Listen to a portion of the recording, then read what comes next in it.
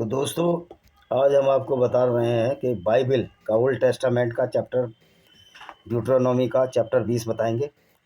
ड्यूटरोनॉमी एक युद्ध के कुछ कायदे हैं और ये कायदे इस्लाम में भी गए हैं। यानी कि बाइबल यानी कि ईसाईयत, क्रिश्चियनिटी और इस्लाम में कोई बहुत ज़्यादा फ़र्क नहीं है, क्योंकि मोहम्मद ने सारा का सारा ओल्ड टेस्टामेंट बाइबल से चोरी कर कुरान में रखा है। आप बाइबल का ओल्ड टेस्टामेंट पढ़ लीजिए, पुराना संस्करण पढ़ लीजिए जो जीसस के बर्थ तक का है, और नया है जीसस ने जो काम किया उसको न्यू टेस्टामेंट कहते हैं। तो बाइबल में भी इतनी लूटपाट और पाखंड है जितना कि इस्लाम में है, क्योंकि इस्लाम बाइबल से ही चोरी किया कर गया है, मोहम्मद ने कुरान में लिखा। इसी तरह जूडाइज़्म जो कि ओल्ड टेस्टामेंट ही है बाइबल का, जिसको कि यहूदी तोरा कहते हैं, यानी कि तोरा जो है वो क्रिश्चियनों की किताब बाइबल का ओल्ड टेस्टामेंट है। इसमें भी वही लूटपाट है, इसमें ही वही गुंडागर्दी है। तो तीनों ही जो रिलीजन है ये मूर्खता के वॉयस हैं। तो आज हम इस ड्यूटरोनॉमी को पढ़ते हैं। 20वां अध्याय है, जब तुम अपने शत्रुओं के विरुद्ध युद्ध में जाओ तो अपनी सेना से अधिक घोड़े, रथ और व्यक्तियों को देखो तो तुम्हें भयभीत नहीं होना चाहिए।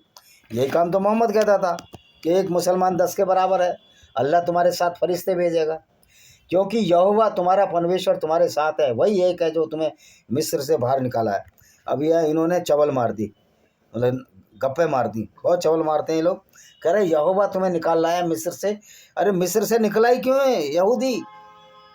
कनान देश क्यों गया मोसेस लेके? ये माइथोलॉजिकल कहानियाँ हैं, सच्चाई कुछ नहीं है। कमज़ोर था तभी तो गया, तो यहोवा वहीं क्यों नहीं रहने दिया? तो ये सारा फ्रॉड इस्लाम में इसमें चलता है, बाइबल में। जब तुम युद्ध के निकट पहुंचोगे तब याजक को सैनिकों के पास जाना चाहिए और उनसे बात करनी चाहिए। याजक कहेगा, इज़राइल के लोगों मेरी बात सुनो। यानी कि जब ये आर्मी, क्रिश्चियनों की आर्मी दूसरी कंट्री में जाए तो वो लोग इनसे भीख मांगे।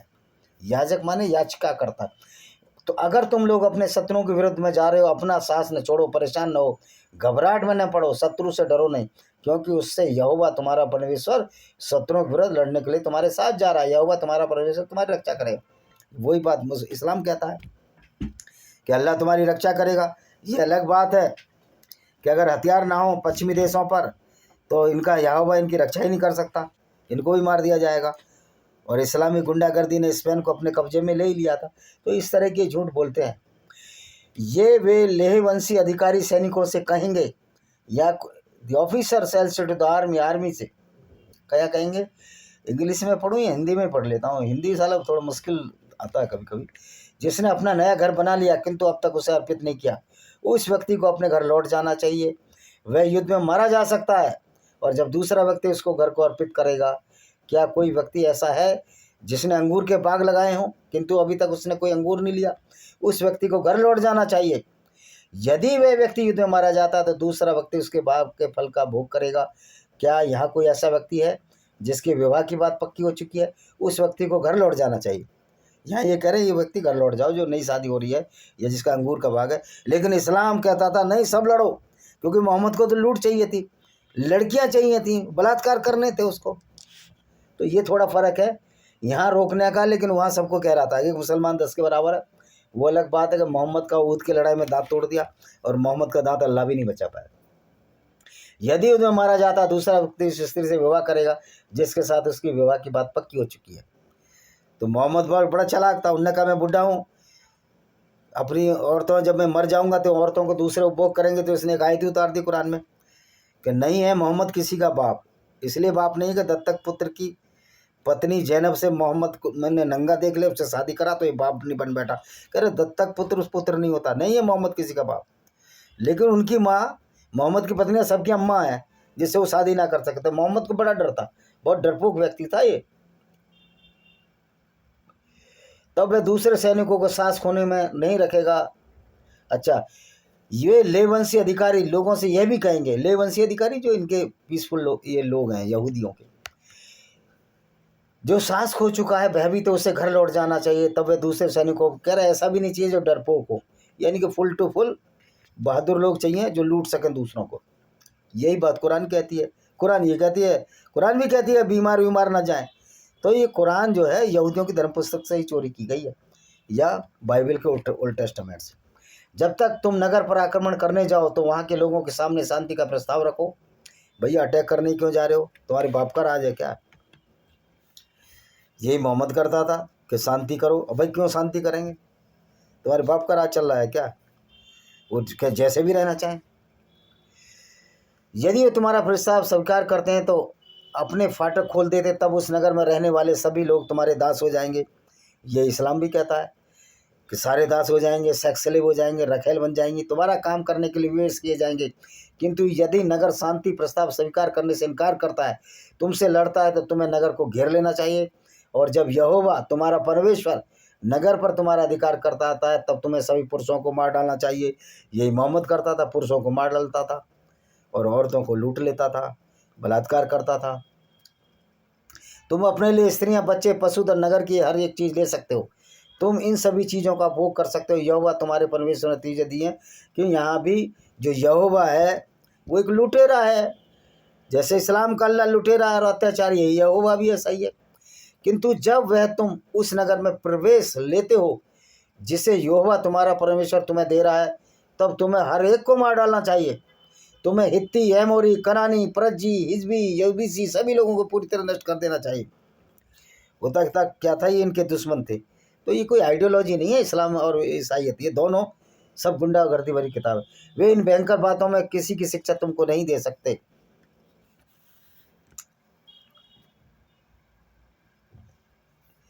यदि तुम नगर के विरुद्ध युद्ध कर रहे होगे, तुम लंबे समय तक उसका घेरा डाल रह सकते हो। ये मोहम्मद भी करता था, क्योंकि इस्लाम और ईसाईयत में कोई ज़्यादा फर्क नहीं है।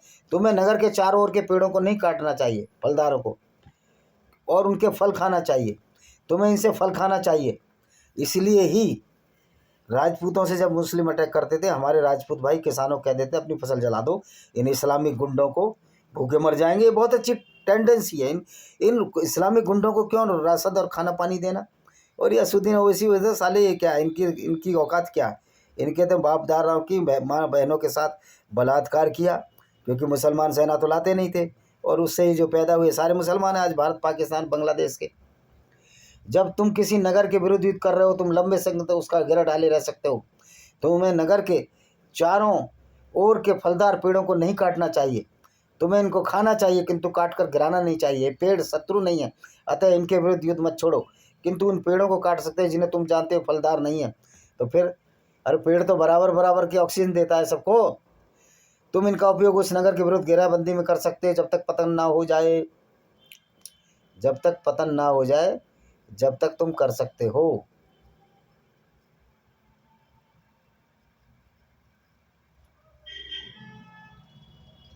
अच्छा जी, अगला पढ़ाएं या इतना ही छोड़ दें? तो दोस्तों अब अगला चैप्टर देख लेते हैं, 21। हाँ 21, ये अभी वही चल रहा है, अभी 21। उस देश में जिसे यहोवा तुम्हारा परमेश्वर तुम्हें रहने के लिए दे रहा है, कोई व्यक्ति मैदान में मरा हुआ पाया जा सकता है, किंतु किसी को यह पता नहीं चल सकता उसे किसने मारा। तब तुम्हारे मुखिया और न्यायाधीशों को मारे गए व्यक्ति को चारों ओर से नगरों की दूरी नाप लेनी चाहिए, चारों ओर से। जब तुम जान जाओ कि मरे व्यक्ति के समीप कौन सा नगर है, तब उस नगर के मुखिया अपने झुंडों में से एक गाय लेंगे। ये ऐसी गाय हो जिसने कभी बछड़े को जन्म न दिया हो। अबे मूर्ख, जब तक वो बछड़े को जन्म नहीं देती वो गाय नहीं मानी जाती, वो बछिया मानी जाती है। तो इन मूर्खों को कुछ पता ही नहीं था, ये तो गुंडागर्दी पूरी। जिसका उपयोग कभी किसी काम में न किया गया, उस नगर के मुखिया उस गाय को जल वाली घाटी में लाएंगे। ये घाटी ऐसी होनी चाहिए जिससे कभी जोता ना गया हो, न उसमें पेड़ पौधे रोपे गए हो। तब मुखियाओं को उस घाटी में वहीं उस गाय की गर्दन तोड़ देनी चाहिए। यानी कि ईसाईयत भी गर्दन मारने के लिए कहता है, गाय को कत्ल करने के लिए कहते हैं यहूदी। तो ये सारे रोग विचारधारा है, गुंडागर्दी की विचारधारा है। इसलिए आपस में लड़ रहे हैं। मुसलमान कह रहे थे हम ज़्यादा गुंडे, यहूदी और ईसाई कहते हैं हम ज़्यादा गुंडे। ये गुंडागर्दी की लड़ाई है, क्योंकि कुरान तो इस्लाम यहूदियों की धर्म पुस्तक से चोरी की गई है। तो ये गुंडों की लड़ाई है, गुंडागर्दी की लड़ाई है। लेवीवंशी याजकों को वहाँ जाना चाहिए। यहोवा तुम्हारे परमेश्वर ने याजकों को अपनी सेवा के लिए अपने नाम पर आशीर्वाद देने के लिए चुना है। याजक यह निश्चित करेंगे कि झगड़े के विषय में कौन सच्चा है। मारे गए व्यक्तियों के समीप नगर के मुखिया अपने हाथों को उस गाय के ऊपर धोएंगे जिसकी गर्दन घाटी में तोड़ दी गई। वे मुखिया अवश्य कहेंगे हमने इस व्यक्ति को नहीं मारा, हमने इसका मारा जाना नहीं देखा। यहोवा इस्राएल के लोगों को क्षमा कर, जिसका तूने उद्धार किया है। अपने लोगों में निर्दोष व्यक्ति को दोषी न ठहरने दो, तब हत्या के लिए दोषी नहीं ठहराए जाएंगे। इन मामलों में वह कहना ही तुम्हारे लिए ठीक है। ऐसा करके तुम किसी निर्दोष की हत्या को दोषी। अब ये क्या कहता है, युद्ध में प्राप्त स्त्रियों के बारे में क्या कहता है। यह तुम अपने शत्रुओं से युद्ध करोगे, यहोवा तुम्हारा परमेश्वर तुम्हें पराजित कराएगा, उन्हें तुमसे पराजित कराएगा। तुम शत्रुओं को बंदी के रूप में लाओगे, परमेश्वर पराजित कराएगा। तुम युद्ध में बंदी किसी सुंदर स्त्री को देख सकते हो, तुम उसे पाना चाह सकते हो, अपनी की पुत्र रखने की इच्छा रख सकते हो। तुम्हें उसके लिए अपने परिवार को अपने घर में लाना चाहिए, उसे अपने बाल मुड़वाना चाहिए, अपने नाखून काटने चाहिए, उसे अपने पहने कपड़ों को भी उतारना चाहिए, उसे तुम्हारे घर में रहना चाहिए, 1 महीने तक अपने माता पिता के लिए रोना चाहिए। मतलब उसका माता पिता के लिए रोएगी भी। इतनी छूट ये दे रहे हैं साले गुंडे, ईसाइयत के गुंडे। उसके बाद तुम उसके साथ यौन संबंध स्थापित कर सकते हो, उसके पति हो सकते हो 1 महीने तक, क्योंकि मेंस्ट्रुअल साइकिल ये इस्लाम भी कहता है। किंतु यदि तुम उसे प्रसन्न नहीं करोगे, तुम उसे जहाँ जाओ जाने दे सकते हो, किंतु तुम उसे बेच नहीं सकते। यहाँ बेच नहीं सकते, लेकिन इस्लाम बेचता भी है। इस्लाम तो और गुंडा करती है। तुम उसके प्रति दासी की तरह व्यवहार नहीं कर सकते, क्योंकि उसके साथ तुम्हारा यौन संबंध था, उसको दासी नहीं बना सकते अगर शादी ना करो। एक व्यक्ति की 2 पत्नियों के बच्चे, एक व्यक्ति की 2 पत्नियां हो सकती हैं, और एक पत्नी से दूसरी पत्नी की अपेक्षा अधिक प्रेम कर सकता है। ये बाइबल के ओल्ड टेस्टामेंट में है, जो कि यहूदियों की धर्म पुस्तक है। लेकिन नया जो नामा है इनका, न्यू टेस्टामेंट बाइबल है, उसमें एक ही पत्नी से शादी की बात है। तो ईसाइयत थोड़ा डिफॉर्म रिलीजन जरूर हो गया, लेकिन गुंडागर्दी उसमें वो पूरी वही है। और बच्चा उस पत्नी का हो सकता है जिससे प्रेम न करता हो। दोनों पत्नियों से उसके बच्चे हो सकते हैं, पहला बच्चा उस पत्नी का हो, एक से अधिक प्रेम करो। यहाँ भी भेदभाव। तो अधिक प्रिय पत्नी के बच्चे को विशेष वस्तु नहीं दे सकता, तो पहले बच्चे की होती है। उस व्यक्ति को तिरस्कृत पत्नी के बच्चे को पहलौठा बच्चा स्वीकार करना चाहिए। पहलौठा मतलब पहला बच्चा। उस व्यक्ति को अपनी चीज़ों के 2 भाग पहलौठे पुत्र, 2 भाग पहलौठों को मतलब पहले बच्चे को देना चाहिए यहूदियों में। और एक मतलब यहाँ भी भेदभाव। आज्ञा न मानने वाले पुत्र। किसी व्यक्ति का ऐसा पुत्र हो सकता है जो हठी आज्ञा पालन करने वाला हो। यह पुत्र अपने माता पिता की आज्ञा नहीं मानेगा। माता पिता उसे दंड देते हैं, किंतु पुत्र फिर भी उनकी कुछ नहीं सुनता। उसके माता पिता को उसे नगर की बैठक वाली जगह पर नगर के मुखियों के पास जाना चाहिए। हमारा पुत्र हठी है, आज्ञा नहीं मानता, वह कोई काम नहीं करता जिसे हम करने के लिए कहते हैं, वह आवश्यकता से अधिक खाता और शराब पीता, यानी शराब पीने की छूट है, तब नगर के लोगों को उस पुत्र को पत्थरों से मार डालना चाहिए। ऐसा करके तुम अपने में से इस बुराई खत्म करोगे। इजराइल के सभी लोग इसे सुनेंगे, भयभीत होंगे। यानी कि यहाँ भी पत्थर से संसार करने की सजा है, मारने की सजा है। ऐसा ही इस्लाम में है। तो इस्लाम ये गुंडा हुई ना, परफेक्ट गुंडागर्दी। कोई व्यक्ति ऐसे पाप करने का अपराधी हो सकता है जिसे मृत्यु का दंड दिया जाए। जब वह मार डाला जाए तब उसका शरीर पेड़ पर लटकाया जा सकता है। ये इस्लाम करता था। और ये हमारे मरे हुए लोगों के जो शव लटकाते थे, ब्रिटिशर्स ये भी करते थे, क्योंकि यहूदियों की धर्म पुस्तक ओल्ड टेस्टामेंट को ये भी मानते हैं। बाइबल में एक भाग है तोरा का ओल्ड टेस्टामेंट के नाम से। ऐसे व्यक्ति ऐसे पाप करने का अपराधी हो सकता है, तब उसका शरीर पेड़ पर लटकाया जा सकता है। जब ऐसा होता है, उसका शरीर पूरी रात पेड़ पर नहीं रहना चाहिए। तुम्हें उसी दिन निश्चय दफना देना चाहिए, क्योंकि जो व्यक्ति पेड़ पर लटकाया जाए वह परमेश्वर के अभिशाप से पाया। तुम्हें उस देश को अपवित्र नहीं करना चाहिए जिसे यहोवा तुम्हें करने के लिए दे रहा है। तो ये चूतियापा बाइबल में भी है, हर जगह है। और ये चूतियों की ये पागलपन है। कुछ चीज़ें इसमें अच्छी भी हैं, जो अच्छी होंगी अच्छी बताएंगे। लेकिन जब एक बात बताओ, अगर 1000 लीटर दूध है, उसमें 1 बूंद जहर की मिला दिया जाए तो क्या अच्छी होगी? तो अच्छी तो कुछ भी नहीं है। जब दूसरों को कत्ल कर रहे हैं, दूसरों की औरतों को लूटने की छूट दे रहे हैं, इजाज़त दे रहे हैं, उसके साथ बलात्कार, उसके साथ यौन संबंध बनाने की छूट दे रहे हैं, आप समझ सकते हो। और फिर गाय को कत्ल करने की भी आज्ञा दे रही है। यानी कि ईसाइयत में भी गाय को कत्ल करने का विधान लिखा है। तो आप समझ सकते हो, जो लोग अभी तक भ्रमित थे कि ईसाई लोग बहुत दयालु होते हैं, ईसाई लोग तो और क्रूर और अत्याचारी हैं।